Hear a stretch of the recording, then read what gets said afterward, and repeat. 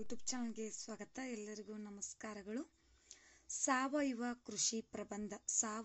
ಕೃಷಿ ಪ್ರಬಂಧದ ವಿಡಿಯೋ ಇಷ್ಟವಾದಲ್ಲಿ ಪ್ಲೀಸ್ ನಮ್ಮ ಚಾನಲ್ನ ಸಬ್ಸ್ಕ್ರೈಬ್ ಮಾಡಿ, ಶೇರ್ ಮಾಡಿ, ಕಮೆಂಟ್ ಮಾಡಿ ಅಂತ ಹೇಳ್ತಾ ಸಾವಯವ ಕೃಷಿ ಪ್ರಬಂಧದ ವಿಡಿಯೋ ನೋಡೋಣ ಬನ್ನಿ. ಮೊದಲನೇದಾಗಿ ಪೀಠಿಕೆ. ಸಾವಯವ ಕೃಷಿಯು ಸುಸ್ಥಿರ ಕೃಷಿಯ ಮೂಲಕ ಪರಿಸರ, ಮಾನವರು ಮತ್ತು ಪ್ರಾಣಿಗಳನ್ನು ರಕ್ಷಿಸಲು ಬಯಸುವ ಬೆಳೆಯುವ ಹಾಗೂ ಒಂದು ಸಮಗ್ರ ಕೃಷಿ ಉತ್ಪಾದನಾ ನಿರ್ವಹಣಾ ಪದ್ಧತಿಯಾಗಿದ್ದು, ಸ್ಥಳೀಯವಾಗಿ ಲಭ್ಯವಿರುವ ನೈಸರ್ಗಿಕ ಸಂಪನ್ಮೂಲಗಳನ್ನು ಬಳಸಿ ಮಣ್ಣಿನ ಫಲವತ್ತತೆಯನ್ನು ಕಾಪಾಡಿಕೊಂಡು ಬರುವುದು ಹಾಗೂ ಪರಿಸರ ಸ್ನೇಹಿ ಜೈವಿಕ ವಿಧಾನಗಳಿಂದ ಕೀಟ ಮತ್ತು ರೋಗಗಳ ನಿರ್ವಹಣೆ ಕೈಗೊಂಡು ಉತ್ತಮ ಗುಣಮಟ್ಟದ ವಿಷವಸ್ತುಗಳ ಆಹಾರ ಉತ್ಪಾದನೆ ಕೈಗೊಳ್ಳುವ ಬೇಸಾಯ ಪದ್ಧತಿಯಾಗಿದೆ. ಸಾವಯವ ಕೃಷಿ ಪದ್ಧತಿಯಲ್ಲಿ ಏನೇನು ಒಳಗೊಂಡಿರುವಂಥ ಅಂಶಗಳನ್ನು ನಾನಿಲ್ಲಿ ಪೀಠಿಕೆಯಲ್ಲಿ ಬರೆದಿದ್ದೀನಿ. ಇನ್ನು ಒಂದು ವಿವರಣೆ ನೋಡೋಣ.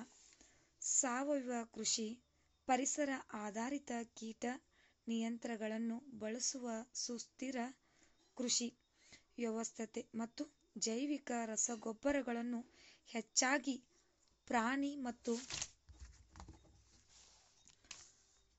ಮತ್ತು ಸಸ್ಯ ತ್ಯಾಜ್ಯಗಳಿಂದ ಮತ್ತು ಸಾರಜನಕ ಫಿಕ್ಸ್ನಿಂದ ಪಡೆಯಲಾಗುತ್ತದೆ. ಸಾಂಪ್ರದಾಯಿಕ ಕೃಷಿಗೆ ಹೋಲಿಸಿದರೆ ಸಾವಯವ ಕೃಷಿಯು ಕಡಿಮೆ ಕೀಟನಾಶಕಗಳನ್ನು ಬಳಸುತ್ತದೆ, ಮಣ್ಣನ್ನು ಕಡಿಮೆ ಮಾಡುತ್ತದೆ, ಸವೆತ ಅಂತರ್ಜಲ ಮತ್ತು ಮೇಲ್ಮೈ ನೀರಿನಲ್ಲಿ ನೈಟ್ರೇಟ್ ಸೋರಿಕೆಯನ್ನು ಕಡಿಮೆ ಮಾಡುತ್ತದೆ ಮತ್ತು ಪ್ರಾಣಿಗಳ ತ್ಯಾಜ್ಯವನ್ನು ಮತ್ತು ಜಮೀನಿಗೆ ಮರುಬಳಕೆ ಮಾಡುತ್ತದೆ. ಸಾವಯವ ಆಹಾರದ ಬೆಲೆ ಸಾಮಾನ್ಯವಾಗಿ ಸಾಂಪ್ರದಾಯಿಕವಾಗಿ ಬೆಳೆದ ಆಹಾರಕ್ಕಿಂತ ಹೆಚ್ಚಾಗಿರುತ್ತದೆ. ಒಟ್ಟಿನಲ್ಲಿ ಸಾವಯವ ಕೃಷಿ ಪದ್ಧತಿಯು ಇಂದಿನ ಆಧುನಿಕ ಯುಗದಲ್ಲಿ ಹೆಚ್ಚು ಉಪಯೋಗಕಾರಿಯಾಗುವುದು. ಇನ್ನು ಸಾವಯವ ಕೃಷಿಯು ಪ್ರಕೃತಿಯ ಸಂಪರ್ಕವನ್ನು ಹೆಚ್ಚಾಗಿ ಉಪಯೋಗಿಸಿ ಪರಿಸರವನ್ನು ಹಾನಿಗೊಳಿಸದಂತೆ ಮಿತವಾಗಿರುತ್ತದೆ. ಇನ್ನು ಸಾವಯವ ಕೃಷಿಯ ಪ್ರಮುಖ ಪ್ರಯೋಜನಗಳೇನಂತ ನಾನಿಲ್ಲಿ ಬರೆದಿದ್ದೀನಿ. ಸಾವಯವ ಕೃಷಿಯು ಆರೋಗ್ಯಕರವಾದ ಕೃಷಿ, ಮಣ್ಣಿನ ಫಲವತ್ತತೆಯನ್ನು ಹೆಚ್ಚಿಸುತ್ತದೆ. ಸಾವಯವ ಕೃಷಿಯು ಕಡಿಮೆ ಕೀಟನಾಶಕಗಳನ್ನು ಬಳಸುತ್ತದೆ. ಸಾವಯವ ಕೃಷಿಯು ಶ್ರಮದಾಯಕವಾಗಿರುತ್ತದೆ, ನಮ್ಮ ಪರಿಸರವನ್ನು ಉಳಿಸಲು ಸಹಾಯ ಮಾಡುತ್ತದೆ. ಸಾವಯವ ಕೃಷಿ ಒಂದು ಪ್ರಗತಿಶೀಲ ಮೂಲವಾದ ಕೃಷಿ ವಿಧಾನ. ಸಾವಯವ ಕೃಷಿ ಪ್ರಕೃತಿಯ ಸಂಪರ್ಕದಿಂದ ಹೆಚ್ಚಿನ ಉಳಿತಾಯ ನೀಡುತ್ತದೆ.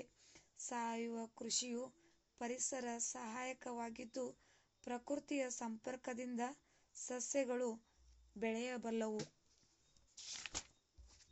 ಇನ್ನು ಕೊನೆಯದಾಗಿ ಉಪಸಂಹಾರ. ಸಾವಯವ ಕೃಷಿ ಅಮೂಲ್ಯವಾದ ಕೃಷಿಯಾಗಿದೆ.